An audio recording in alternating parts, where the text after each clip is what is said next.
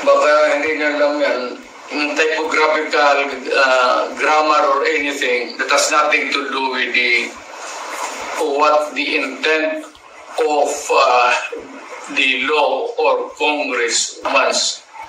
No, you put anything there that is not the reflection of what Congress has passed or what is really the correct amount doon sa mga budget, i-jumble-jumble ninyo, that is falsification of law. Perjury yan or whatever, perjury, forgery, and it can only amount to one thing. Alam mo ano? Criminal action. You can all go to jail for that.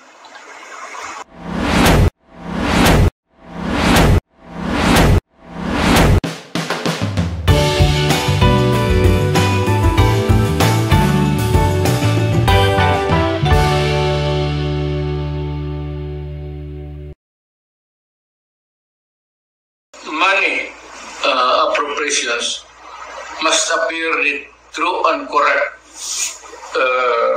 value kung anong gusto mong what should be the application for the money for public money. Pagka ganon, there's something terribly wrong. And as a matter of fact, I would say, kung may mga blanco yan lumusot, that is not a valid legislation. Kung nasa batas na yan, lumabas na yan ng blanco-blanco, either it could be filled up before or after sa Congress, pagka ganon, what must be submitted is the true and correct figure coming out as prepared by the budget submitted to Congress for appropriation.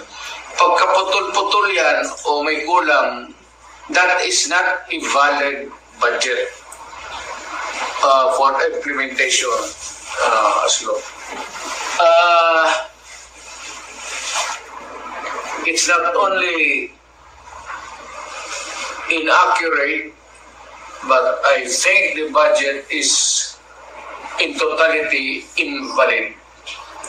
Hindi na pwede mag-blanco-blanco dyan sa pera ng tao. Ano ka man?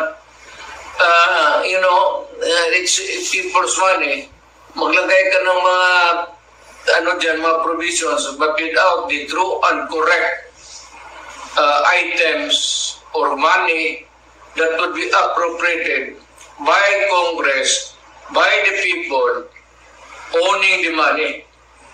So everything must be explained clear, patent, without doubt, na itong pera na ito, para ito sa ganito.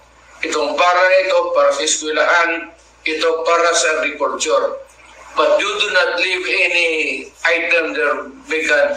Itong pera na ito, blanco, to be filled up later on. That is not allowed by law. And that budget is already I would like to remind Congress, mali ho yan. It's invalid. Please correct it. Or recall the budget and demand an explanation kung bakit dumating sa inyo yan na ganun kablangko. We are not, para ka na, binigyan ka ng blanco check dyan, o sige, bahala na kung ano ilagay ninyo. In the same manner, yung mga blanco-blanco dyan, whatever or whoever corresponds to that particular item is free to just fill up the amount. That is not by all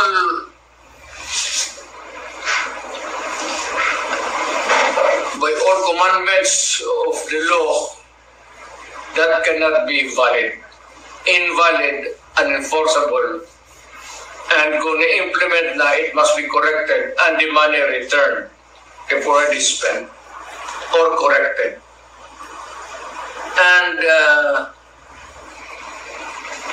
kung sino man ang ano niyan, they have to give us the explanation. Otherwise, sabihin ko sa mga Pilipino, huwag na kayo magbayad ng buwis ninyo. Ganun lang naman, pinagsasayang ito kumang na to, puro check-in na blanco, then they try to pass it as a law, and they are free to choose now the amount which they want to place. Hindi natin alam kung ano ang reserva nila, kung anong gusto na ilagay, sobra doon sa pera natin. It could be that the money is in the hands of the government now, or future appropriations, or reserva ba ito? If it does not clear anything, then that is invalid and not correct. Thank you. The President, nagsalita na si Pangulong Duterte na illegal yung 2025 budget. At tama yung sinabi ni Congressman C na ito ay napirmahan originally December 11 and the President was supposed to sign it December 20. Pero natulak ito ng December 30 at sinasabi nga nila na pag-aaralan daw dahil sinasabi ng Malacanang na ang Administrasyong Marcos ay been very prudent in programming and budgeting. But with this revelation now of Congressman Sin na pumirma ang Bicameral Conference Committee ng blankong final committee report, ito'y magpapasinungaling doon sa sinasabi na nagsagawa ng isang complete staff work at nagsagawa ng due diligence ang tanggapan ng Pangulo. Ang i-challenge ko lang siguro, Kong Si, baka naman kasi sabihin ng mga miyembro ng BICAM Committee, yung blankong yan, meron kaming agreement dyan na i-fill upan na lang ng kanilang technical working group or secretariat. Pero pwede po ba yun? Hindi yan pwede because and I think it's in the BICAM report also that we made an omnibus motion to allow the technical staff to make correction in cases of typographical, grammatical, or nasa omnibus motion, printing errors. So they are allowed to make necessary adjustments. So those are material and substantial items, yung blank items, may figures na malalaki, hindi pwede yun. That can never be classified as typographical or grammatical or printing error. Yung nakikinig, baka hindi nyo lang yan, yung typographical, grammar or anything that has nothing to do with what the intent of the law or Congress wants. No, you put anything there that is not the reflection of what Congress has passed or what is really the correct amount doon sa mga budget, i-jumble-jumble ninyo, that is falsification of law. Perjury yan or whatever, perjury, forgery, and it can only amount to one thing. Alam mo ano? Criminal action. You can all go to jail for that. At kung ano, ako ang binigyan ng trabaho to follow up these things and ganito ang lumabas, my God, you will all go to jail. Mabigat yan. Public document na yan. So if it's different from what was really intended by Congress or was not really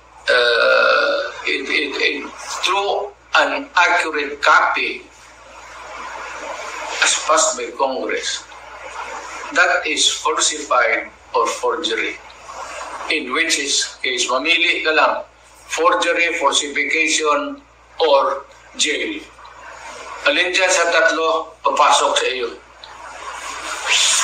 Mr. President, perjury yan or whatever, perjury, forgery, and it can only amount to one thing. Alam mo ano?